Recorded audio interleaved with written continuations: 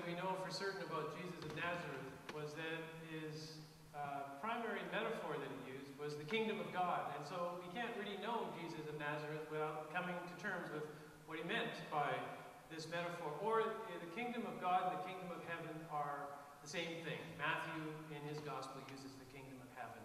The other gospels use the kingdom of God.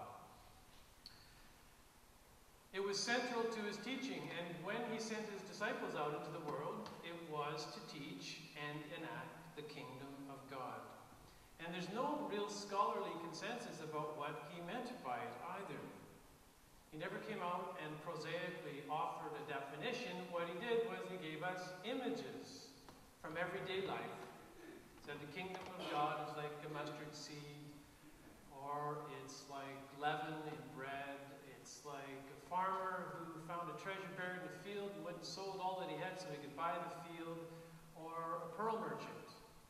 It's like a net that's thrown into the water. It's like a woman who searches and searches for a lost coin.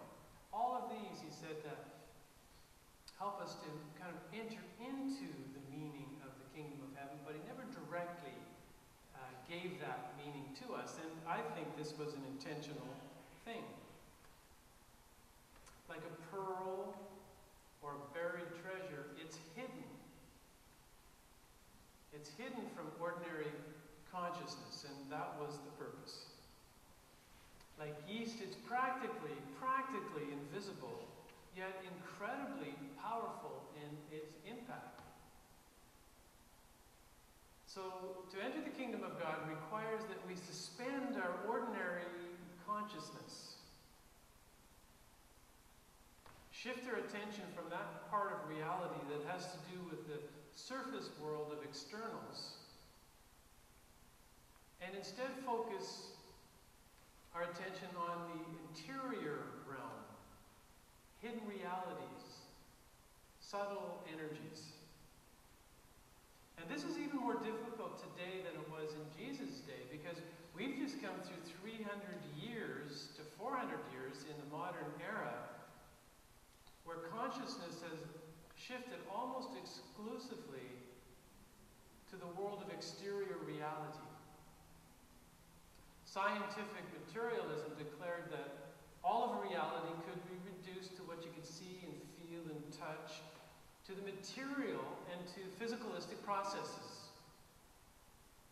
And the focus on the cultivation of the belief that economic prosperity was the entire goal of the human life in the Western world encourage us to shift our focus to the accumulation of stuff, whether the stuff that money could buy or the stuff in and of itself.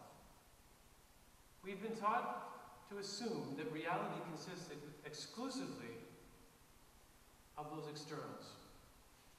And so if we're going to get inside of what Jesus meant by the kingdom of God, we've got to shift our focus to the interior dimensions of reality. But first, let's get clear about what the kingdom of God is not, because there are some common assumptions about what Jesus meant by the kingdom of God. First, it's not a piece of land that's worth killing each other for. It's not the promised land of the First Testament, of the Old Testament. And it's not a political metaphor, although when you enter the realm of God and the kingdom of God, it's going to change how you think about how power should be exercised in the human realm. So in that sense, it has political dimensions. But in the first place, it's not a political metaphor. John Dominic Crossan's a New Testament scholar, and he says the kingdom of God is what the world would look like if God and not Caesar ruled. And I like that. But I think even that is secondary. A consequence of entering the kingdom of God, not the experience itself. And finally, the kingdom of God is not a place where you go after you die to be rewarded for living a good life here on earth. That's not what Jesus meant by it. So what is it? My own view, after many years of thinking and feeling my way into this, is that it's a direct and immediate experience of God, or Spirit, couldn't be simpler in some ways. Jesus wanted his followers to experience the holy, not just to hear about it. And he wanted them to know that experiencing God was possible for ordinary folks. You don't need priests, and you don't need holy men and women to mediate this.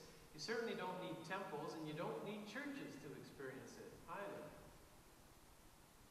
The people who gather in temples and in churches are just those people who have had this kind of experience of God and come together because they want to talk about it, and they want to figure out ways to transform the world because they've been transformed by the experience, so they get together in churches. But you don't come to church you don't need church to get this experience of the holy. I shouldn't be telling you that, should I? Jeez.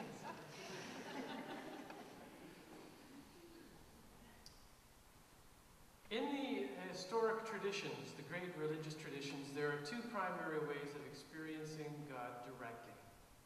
And the first that I'm going to talk about is written about by the mystics of every religious tradition, including our Christian faith. And this is an experience that's essentially the same across all faith systems. How they talk about it is different, but the experience is essentially the same. Through meditation or contemplation or being very present to one's own experience, it's possible to experience what is eternal and unchanging. And the fastest way to do this is simply to be aware of a part of you that doesn't change. Your thoughts come and go, your feelings are here today, tomorrow morning you wake up and you feel differently.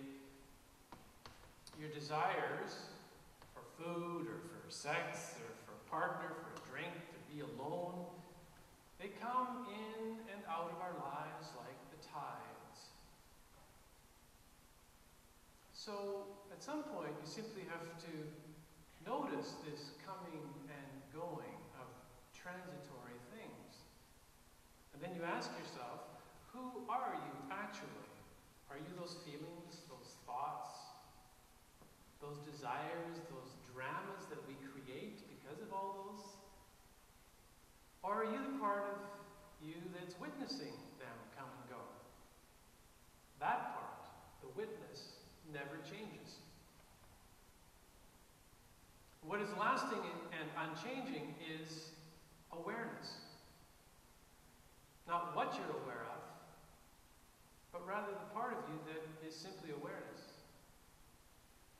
And this is the easiest way to have an experience of pure being through your own personal experience.